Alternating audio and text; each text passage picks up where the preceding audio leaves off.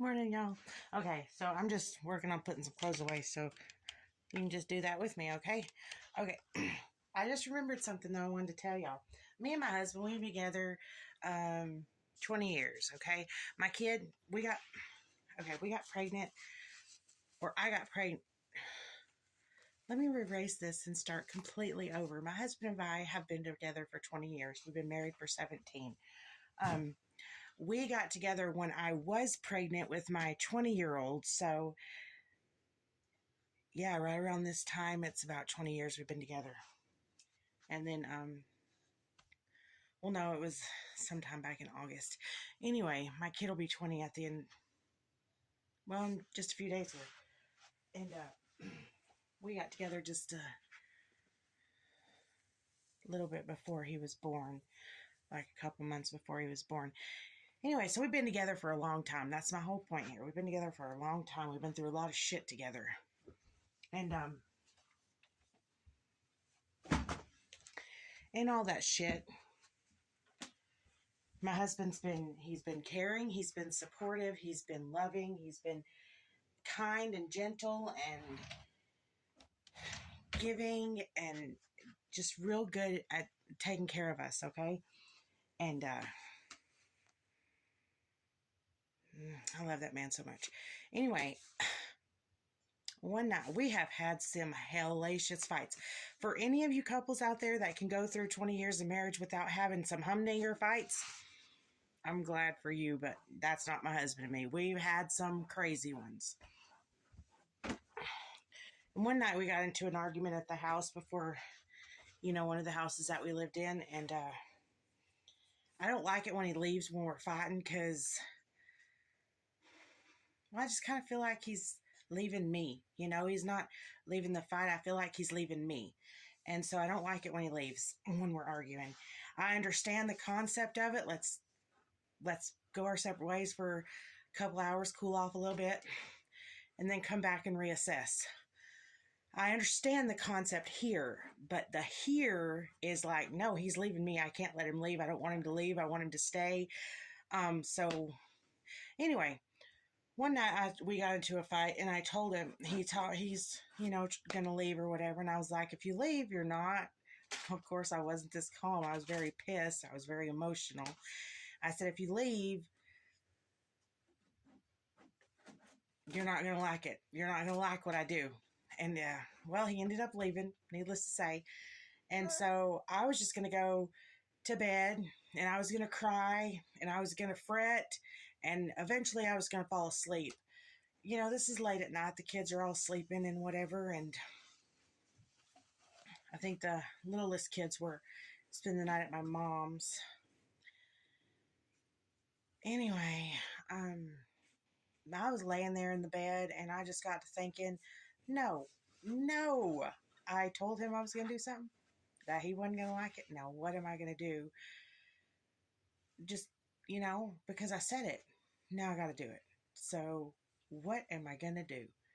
Y'all, kid you not, I went out to the garage and I got the biggest, heaviest handheld power tool that I could carry. And it had a cord on it. It was electric. I mean, it had a cord. It wasn't battery operated. And I can just imagine what I look like. But I went in my house and I was lassoing that thing around like this, around my head, like I was some kind of cowgirl or something. And finally, I just let it fly through the huge picture window, okay? Now, you can't see it very well, but if you look, that is the size of the picture window. This is not the picture window that I broke. Anyway, this is about the size of it. And then after that was said and done and I kind of deflated, I'm like, uh-oh, what did I just do? And I stood there and I looked around at the mess and I mean, the glass went everywhere. And I'm, oh, fuck. What have I done? Okay, so I clean up the glass and I tape up the window with however I can so it's closed up for the night. And I I'm panicking now. I'm like, oh fuck, what did I do? And I went and uh,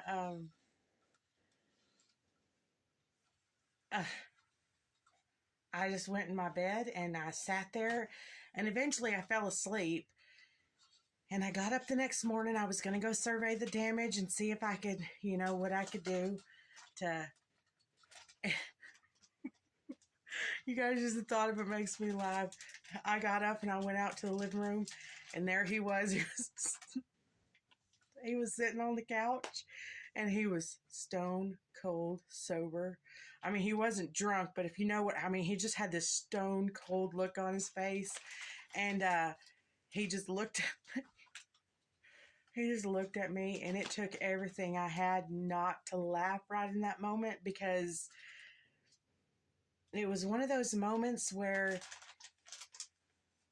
you should have listened to me. That's what I was thinking in my head. And